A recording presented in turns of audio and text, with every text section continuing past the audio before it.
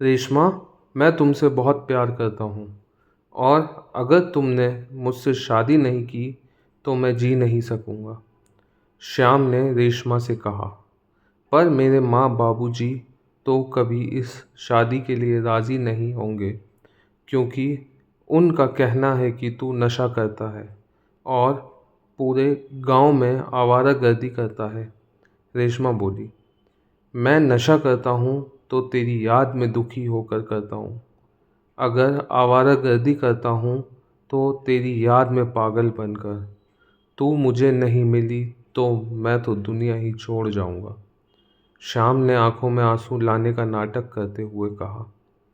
कुछ इसी तरह की मीठी मीठी बातें करके श्याम ने रेशमा को बातों में फंसा लिया था और उसे इस बात का भरोसा दिला दिया कि दोनों भागकर शादी कर लेंगे और जब माँ बाबूजी का गुस्सा शांत हो जाएगा तो वापस आकर माफ़ी मांग लेंगे।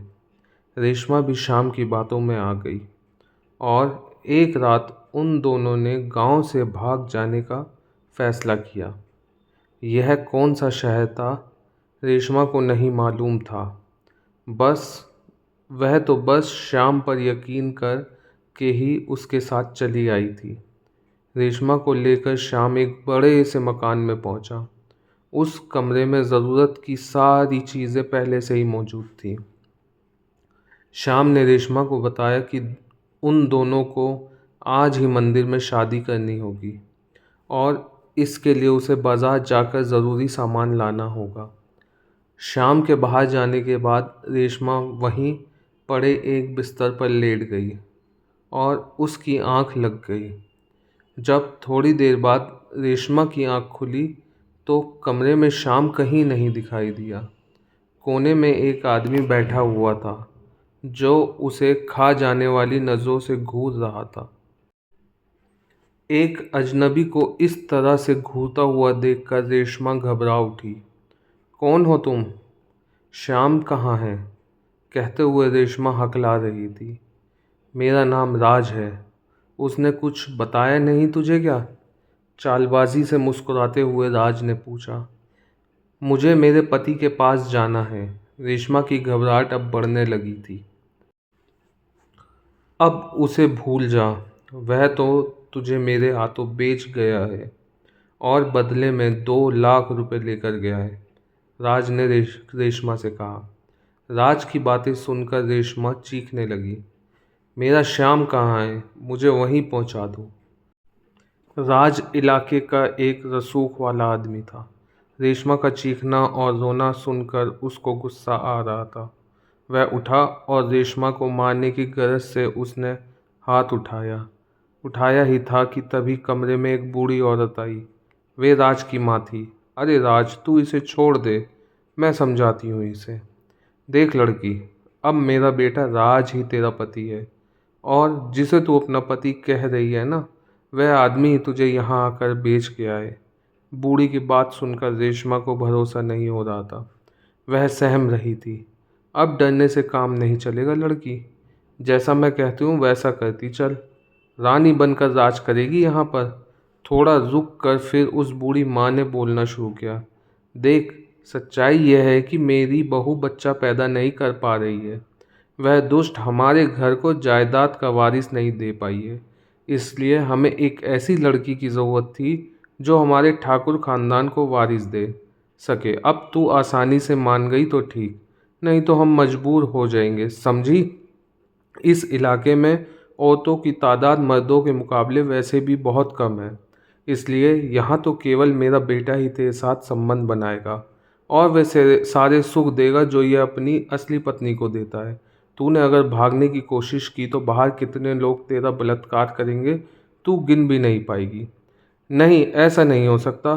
तुम लोग झूठ बोल रहे हो। मुझे शाम के पास जाना है, रेशमा चीख रही थी। हाँ हाँ, चली जाना अपने शाम के पास। एक बात कान खोल कर सुन ले, हमें भी तुम्हारी ज़रूरत नहीं है। हमें एक लड़का दे दे और फिर चली जाना यहाँ से। राज गुस्से में बोल रहा था। उसकी बातें सुनकर रेशमा कमरे में इधर उधर भागने लगी। यह ऐसे नहीं मानेगी राज। ऐसा कर इसे रस्सियों में बांध कर डाल दे। कुछ दिनों में ही इसका दिमाग सही हो जाएगा, बूढ़ी ने कहा। राज ने एक रस्सी मंगवा कर रेशमा को बिस्तर के पाए से बांधकर दरवाज़ा बाहर से बंद कर दिया और रेशमा को 2 दिन का समय सोच विचार करने के लिए दिया। रेशमा कमरे में बंधी हुई सिसकती रही। उसे क्या पता था कि किसी से प्यार करने की इतनी बड़ी सज़ा मिलेगी। आज उसे पछतावा हो रहा था। पूरे 24 घंटे हो चुके थे। रेशमा ने कुछ भी नहीं खाया था। अचानक कमरे का दरवाज़ा खुला। रेशमा किसी के आने की बात सोचकर अंदर तक दहल गई थी। उसने अपने आप को और समेट लिया था। सुनो, कुछ खा लो। ऐसा कब तक पड़ी रहोगी? यह एक औरत की आवाज़ थी। आवाज़ सुनकर रेशमा ने आंखें ऊपर की तो देखा कि एक खूबसूरत औरत सिर पर पल्ला डाले हाथों में खाने की थाली लिए उसके सामने खड़ी है। रेशमा समझ गई कि ये राज की पत्नी है। मेरा नाम मंजुला है और तुम्हें मुझसे डरने की ज़रूरत नहीं है। हालांकि मेरे आदमी को अपने बस में करके तुम मेरी सौत बन सकती हो, लेकिन फिर भी मैं तुम्हें खाना खिलाने आई हूँ। राज की पत्नी ने रेशमा के बंधनों को खोला और रेशमा के हाथ मुंह को साफ किया। यह कुछ कपड़े लाई हूँ, चाहो तो नहा कर इन्हें पहन सकती हो, फिर खाना खा लो। आप मुझे इतना बता दीजिए कि अगर मेरी जगह आप होती तो क्या आप खाना पीना खा सकती थी? अगर आपने किसी से प्यार किया होता और वे आपको धोखा दे दे तो आपको कैसा लगता? देखो, मैं यहाँ बरसों से हूँ और मैं यही कहूँगी कि जो तुमसे कहा जा रहा है उसे मान लो, क्योंकि तुम्हारे रोने का कोई भी असर इन पर नहीं होने जा रहा है, मंजुला ने रेशमा को समझाते हुए कहा। पर फिर भी रेशमा को मंजुला की बातें समझ नहीं आ रही थी। उसे तो लग रहा था कि एक बार अगर वह यहाँ से भागने में कामयाब हो गई तो सीधा अपने गांव जाकर माँ बाबूजी से माफ़ी मांग लेगी। पर शायद यह सब इतना आसान नहीं होने वाला था। कुछ दिन बीतने के बाद राज की माँ फिर से उसके कमरे में आई। उनके साथ में राज भी था। सुन लड़की, जाकर नहा धो ले और साज श्रृंगार भी कर ले। वैसे तू श्रृंगार नहीं भी करेगी तो भी कोई असर नहीं पड़ने वाला है। और बेटे राज, तू आखिर किस दिन का इंतज़ार कर रहा है? अब समय आ गया है, तुझे अपनी मर्दानगी साबित करनी होगी। दिखा दे दुनिया को मेरा बेटा राज भी एक बेटा पैदा करने की ताकत रखता है। राज को मानो इसी बात का इंतज़ार था। रेशमा के लाख हाथ पैर पटकने के बाद भी राज ने दरवाज़ा बंद किया और एक एक करके रेशमा के सारे कपड़े उतार फेंके और उसके अनछुए बदन को अपने बदन से रगड़ने लगा और उसका बलात्कार किया। एक दो बार नहीं, बल्कि पूरे महीने तक बिना नागा किए हुए राज रेशमा के साथ बलात्कार करता रहा। रेशमा रोती रही और बलात्कार का शिकार होती रही, पर उसका रोना सुनने वाला वहाँ कोई नहीं था। एक दिन राज की माँ रेशमा के कमरे में आई। उनके साथ एक डॉक्टर भी थी। इसे चेक करके बताओ कि यह पेट से हुई भी है कि नहीं। डॉक्टर अपने काम में लग गई और रेशमा के कुछ सैंपल लेकर उनकी जांच की। कुछ देर बाद डॉक्टर ने रेशमा के पेट से होने की सूचना दी। राज को यह बात पता चली तो वह खुशी से फूला न समाया। आज उसे अपनी मर्दानगी पर बड़ा घमंड हो रहा था और उसने मान लिया था कि औरत बदलने से वह बेटे का बाप बन जाएगा। रेशमा पेट से क्या हुई? उसके कमरे में सूखे मेवे, फल का अंबार लगा दिया गया। किसी चीज़ की कोई कमी नहीं रहने दी गई रेशमा के आसपास। राज और उसकी माँ रोज आते और रेशमा के पेट पर नज़र डालते और इशारों में ही खुश होते। एक दिन सुबह से ही रेशमा की खूब आवभगत हो रही थी, क्योंकि राज उसे अपने साथ लेकर पास के अस्पताल में ले जा रहा था। राज वहां जाकर रेशमा के पेट में पल रहे भ्रूण के लिंग की जांच कराता और अगर रेशमा के पेट में लड़की पल रही होती तो उसका पेट गिरा देता। अपनी कार में रेशमा को लेकर वह बहुत खुशी के साथ वह अस्पताल पहुंचा था, पर उसकी खुशी तब काफूर हो गई जब उसे पता चला कि रेशमा के पेट में लड़की पल रही है। मेरे तो सारे पैसे बर्बाद हो गए। माँ, इस औरत के पेट में लड़की पल रही है। लगता है मेरी किस्मत में ही एक बेटे का सुख नहीं है। रोने लगा था राज। अरे, तू चिंता क्यों करता है? इस बार पेट में लड़की आ गई तो क्या? तू फिर से कोशिश कर, थोड़ा और बादाम खिला और मुझे पता पोते का मुंह दिखवा दे। अभी भी रास्ता बंद नहीं हुआ है। इसे अस्पताल ले जा और बच्चा गिरवा दे। राज की बीवी मंजुला ने माँ बेटे में होने वाली बातें चुपके से सुन ली थी। उसके कदम रेशमा के कमरे की तरफ बढ़ चले। रेशमा कमरे में अपने सिर को पैरों में डालकर बैठी थी। उसकी सूनी आंखों में जीवन खत्म होता हुआ सा दिख रहा था। मंजुला रेशमा के करीब जाकर उसे पुचकारने लगी। मुझे इस दर्द में देखकर तुम्हें तो बहुत ही अच्छा लग रहा होगा ना। तुम तो ठहरी ठकुराइन, भला तुम मेरे दर्द को क्या समझोगी। आखिरकार तुम कैसी औरत हो। रेशमा का दुख अंदर से उमड़ पड़ा रहा था। नहीं, मुझे तुम गलत मत समझो। जब भी मैं पेट से होती हूँ ये लोग मेडिकल जांच कराकर पेट में लड़का या लड़की होने का पता लगा लेते हैं। अगर लड़की होती है तो मेरा बच्चा गिरवा देते हैं। मेरी सास और मेरे पति ने मिलकर मेरा 2 बार बच्चा गिरवाया है। बेटा ना पैदा कर पाने के लिए मुझ पर कितना जुल्म ढाया है इन लोगों ने, वह मैं जानती हूँ। मैं तो खुद ही अभागी हूँ। मंजुला की आंखों में भी नमी थी। तो फिर तुमने आवाज़ क्यों नहीं उठाई, या फिर तुमने भागने की कोशिश क्यों नहीं की। रेशमा ने पूछा।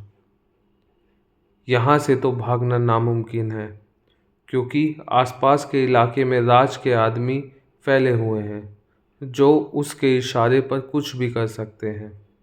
मैंने आवाज़ उठाई तो मुझ पर कई तरह के जुल्म किए गए, और जब ये लोग मुझे शहर के एक अस्पताल में मेरा पेट गिरवाने ले गए तब मैं बहाने से वहाँ के टॉयलेट में गई और मैं भागने की जगह तलाशने लगी।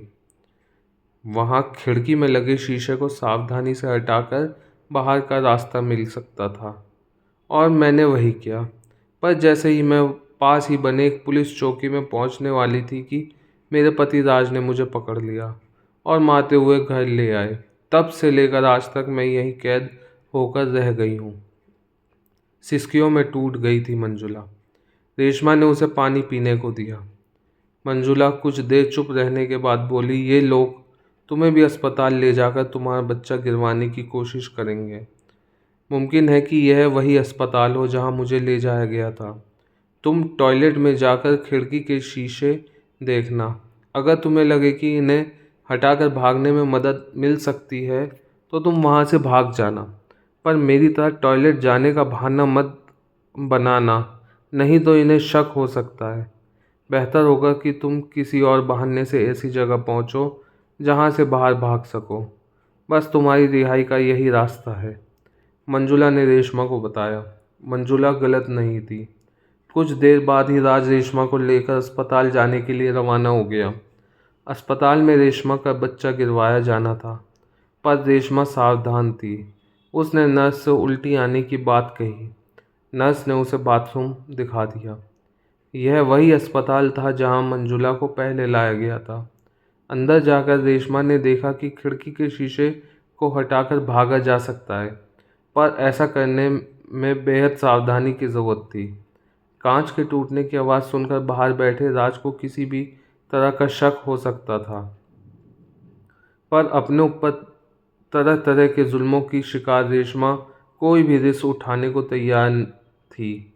उसने शीशे हटाकर खिड़की में इतनी जगह बना ली थी कि जिसमें से वह बाहर निकल सकती थी। आखिरकार उसकी कोशिश कामयाब हुई और खिड़की से बाहर आकर उसको एक नई ताजगी का एहसास हुआ। बाहर निकलकर रेशमा सीधे पुलिस चौकी पहुंची और राज और उसकी मां के खिलाफ रिपोर्ट दर्ज कराई। पुलिस राज के घर पहुंची और राज और उसकी मां को गिरफ्तार कर लिया। पर इंस्पेक्टर साहब, इस बात का क्या सबूत है कि मैंने इस लड़की पर जुल्म किए हैं। इसके पेट में पल रहा मेरा बच्चा ही है। राज तेज़ आवाज़ में बोल रहा था। मैं देती हूँ सबूत आपको इंस्पेक्टर साहब। मंजुला सामने से आती दिखाई दी। उसे इस रूप में इस तरह से बात करते हुए देखकर राज का मुंह खुला का खुला रह गया।